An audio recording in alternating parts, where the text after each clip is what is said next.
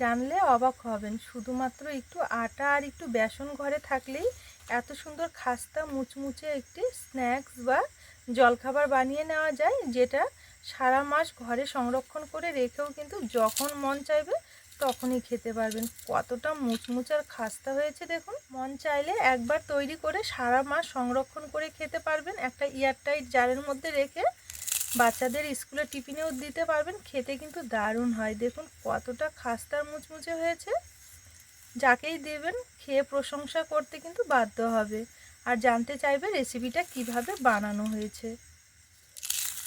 তাই আমার অনুরোধ রইল একবার হলো এই রেসিপিটা বানিয়ে খাওয়ার। কথা দিচ্ছি আপনাদের অনেক পছন্দ হবে। নমস্কার বন্ধুরা, নতুন পর্ব দেখার জন্য আপনাদের সকলকে স্বাগত জানাই কাজলি ভিলেজ ফুড রান্নাঘরে। আজকে আবারও নতুন একটা খাস্তা মুচমুচে অসংখ্য লেয়ার যুক্ত স্ন্যাক্স বা জলখাবার বলতে পারেন বানিয়ে দেখাবো, তাও আবার ঘরে থাকা একটুখানি আটা দিয়ে। আটা দিয়েও যে এত সুন্দর স্ন্যাক্স বা জলখাবার বানিয়ে নেওয়া যায়, আপনারা একবার নিজে চোখে না দেখলে বা না তৈরি করলে বিশ্বাসই করতে পারবেন না। চলুন দেখে নেওয়া যাক আজকের জলখাবার রেসিপি। আমার চ্যানেলে নতুন বন্ধু হয়ে থাকলে সবার আগে চ্যানেলটি সাবস্ক্রাইব করে পাশে থাকা বেল আইকনটি অবশ্যই ক্লিক করবেন, যাতে সবার আগে নোটিফিকেশনগুলো আপনাদের কাছে পৌঁছে যায়। আর যে সকল বন্ধুরা ফেসবুক পেজ থেকে দেখছেন, পেজটা অবশ্যই একবার ফলো করবেন। সবার প্রথমে এখানে উনুন জ্বেলে একটা কড়াই বসিয়ে নিয়েছি। এবারে কড়াইয়ে নিয়ে নেব এই বাটি মেপে 1 বাটি আটা। উনুনের আঁচটা একদমই হালকা রাখতে হবে এই সময়। এবারে আটার মধ্যে নিয়ে নেব 3 চামচের মতো বেসন আর নিয়ে নেব 2 চামচের মতো তেল। এখানে সাদা তেল ব্যবহার করছি, আপনারা চাইলে কিন্তু এই জায়গায় সামান্য একটু ঘিও ব্যবহার করতে পারেন। এবারে নেড়ে চেড়ে হালকা একটু 2 থেকে 3 মিনিট ভেজে নেব। এখানে একদমই হালকা আঁচ রেখে 2 থেকে 3 মিনিট বেসন আর আটাটা তেলের সঙ্গে হালকা একটু নেড়ে চেড়ে ভেজে নেব। এখানে কিন্তু খুব একটা বেশি ভাজা যাবে না, আবার যে কালারটা চেঞ্জ করে নেব এমনটাও কিন্তু না। শুধুমাত্র 2 থেকে 3 মিনিট একটু নেড়ে চেড়ে নিলেই হয়ে যাবে। এই যে দেখুন, এখানে একদমই হালকা আছে, নেড়ে চেড়ে একটু ভেজে নিয়েছি, কোনো রকমে কিন্তু কালারটা চেঞ্জ হয়নি। এবারে এই অবস্থায় নামিয়ে নিতে হবে। সরাসরি একটা বাটিতে নিয়ে নেব। এবারে এটা নামিয়ে নিয়েছি, হালকা একটু গরম রয়েছে, এটাকে একটু ভালো করে ঠান্ডা করে নিতে হবে। এখানে বেসন আর আটাটা আমি ঠান্ডা করে নিয়েছি, এটা কিন্তু ভালো মতো একটু ঠান্ডা করে নিতে হবে। ঠান্ডা হতে খুব বেশি সময় লাগবে না, 2 থেকে 3 মিনিট সময় নিলে কিন্তু দেখবেন খুব সুন্দরভাবে ঠান্ডা হয়ে যাবে। এবারে এর মধ্যে নিয়ে নেব সামান্য একটু লবণ, আর নেব একটুখানি কাঁচা জোয়ান, আর নেব একটুখানি কালো জিরে। এবারে সমস্ত উপকরণগুলো ভালো করে একটু নেড়েচেড়ে মিশিয়ে নেব। এখানে যেহেতু আমি ভেজে নেওয়ার সময় একটু তেল ব্যবহার করেছি, সেই কারণে কিন্তু এখন আর তেল বা ঘি কোনোটাই দিতে হবে না, শুধুমাত্র এইভাবে ভালো করে একটু নেড়েচেড়ে মিশিয়ে নিতে হবে। এবারে রুম টেম্পারেচারের জল অল্প অল্প করে দিয়ে খুব সুন্দরভাবে একটা ডো বানিয়ে নেব। এখানে কিন্তু কোনো রকমের গরম জল ব্যবহার করতে হবে না, ঘরে থাকা যে কোনো নর্মাল জল ব্যবহার করলেই হবে। অল্প অল্প করে জল দিয়ে খুব সুন্দর একটা সফট টাইপের ডো মেখে নিতে হবে। এই যে দেখুন, এখানে অল্প অল্প করে জল দিয়ে খুব সুন্দরভাবে ডোটা মেখে নিয়েছি, একদমই সফট টাইপের। এবারে এটাকে আমি কিছুক্ষণের জন্য থালাতে ঢেকে একটু রেস্টে রেখে দেবো, এতে করে দেখবেন অনেকটা কিন্তু আরও সফট হয়ে যাবে। এখানে প্রায় 7 থেকে 8 মিনিটের জন্য একটুখানি ঢেকে রেস্টে রেখে দিয়েছিলাম। এবারে আবারও ডোটা ভালো করে একটু মেখে নেব। এই যে দেখুন, এখানে ডোটা আমি আবারও খুব সুন্দরভাবে মেখে নিয়েছি। এবারে এখান থেকে ছোট করে করে লেচি বের করে নেব।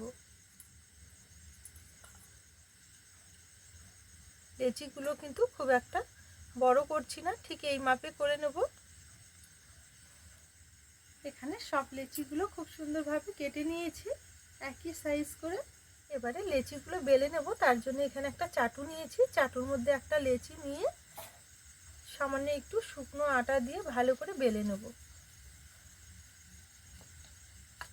একটু হাত দিয়ে চাপ দিয়ে দিয়ে পাতলা করে বেলে নিতে হবে। এই যে দেখুন, এখানে খুব সুন্দর একটু পাতলা করে বেলে নিয়েছি, ঠিক এইভাবে একটু পাতলা করে বেলে নিতে হবে। বেলে বেলে একটা থালার মধ্যে তুলে নেব। এখানে সবগুলো খুব সুন্দরভাবে বেলে নিয়েছি, একদমই পাতলা পাতলা করে। এই যে দেখুন,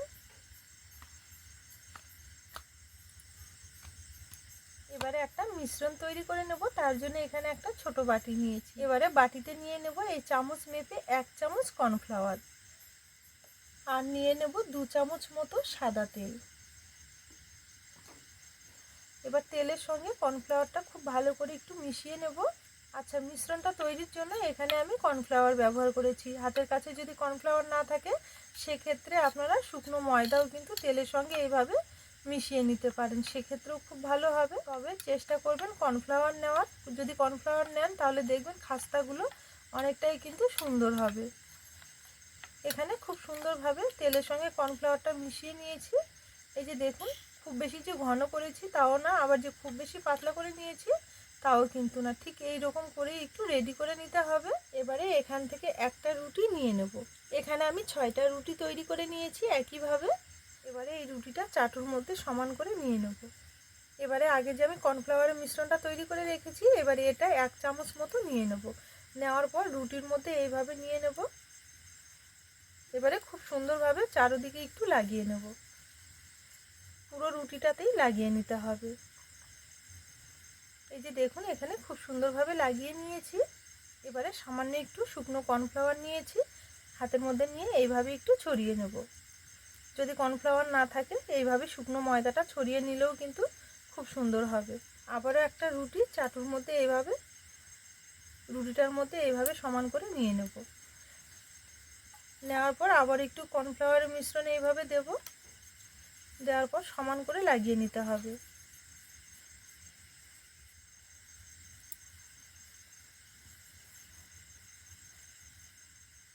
আবারও একটা রুটি নিয়ে নেব।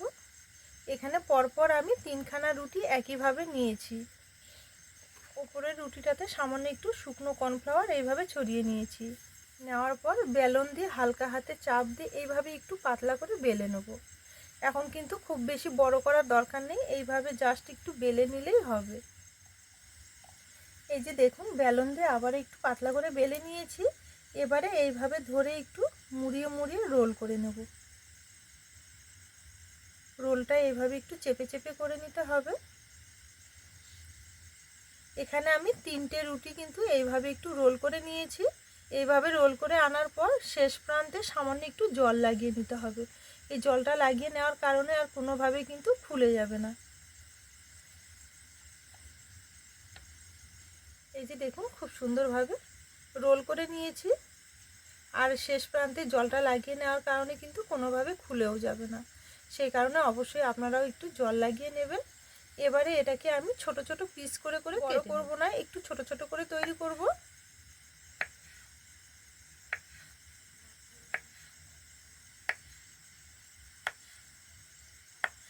এই যে দেখুন, এখানে খুব সুন্দরভাবে পিস করে করে কেটে নিয়েছি, আর লেয়ারগুলো কত সুন্দর এসেছে দেখুন।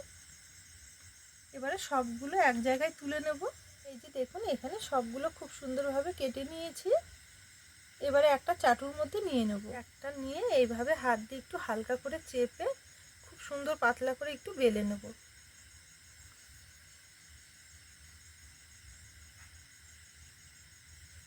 এই যে দেখুন, এখানে হালকা একটু পাতলা করে বেলে নিয়েছি। এর থেকে কিন্তু খুব বেশি বড় করব না।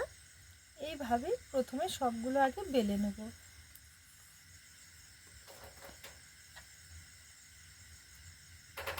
সবগুলো খুব সুন্দরভাবে বেলে রেডি করে নিয়েছি।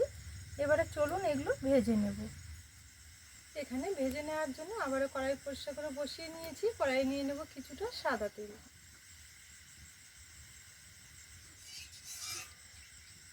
কড়াইয়ে তেলটা নেওয়ার পর হালকা একটু গরম করে নিয়েছি। এগুলো ভেজে নেওয়ার জন্য প্রথমে যে তেলটা খুব বেশি গরম করে নিতে হবে এমনটা কিন্তু না, হালকা আছে, হালকা একটু গরম করে নিলেই হবে।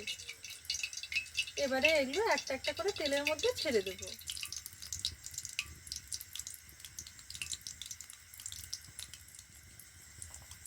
একবারে অনেক কয়টাই দিয়ে দেব। এই যে দেখুন, তেলের মধ্যে ছেড়ে দেওয়ার পরপরই কত সুন্দরভাবে এগুলো হালকা হয়ে উঠছে। এবারে এভাবে একটু করে উল্টে দেব।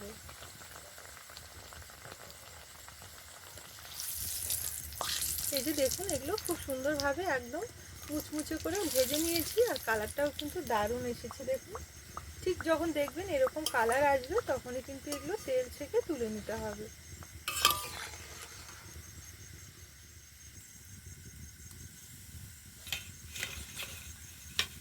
একইভাবে বাকিগুলো ভেজে নেব।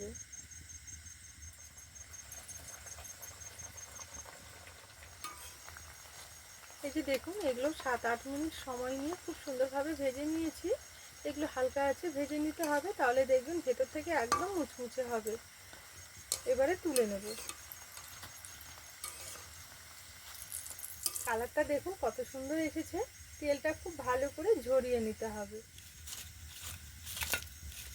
এই যে দেখুন, একদম মুচমুচে একটা স্ন্যাক্স বা জলখাবার বলতে পারেন খুব সুন্দরভাবে রেডি হয়ে গেল। এটা খাস্তার মুচমুচে হয়েছে দেখুন।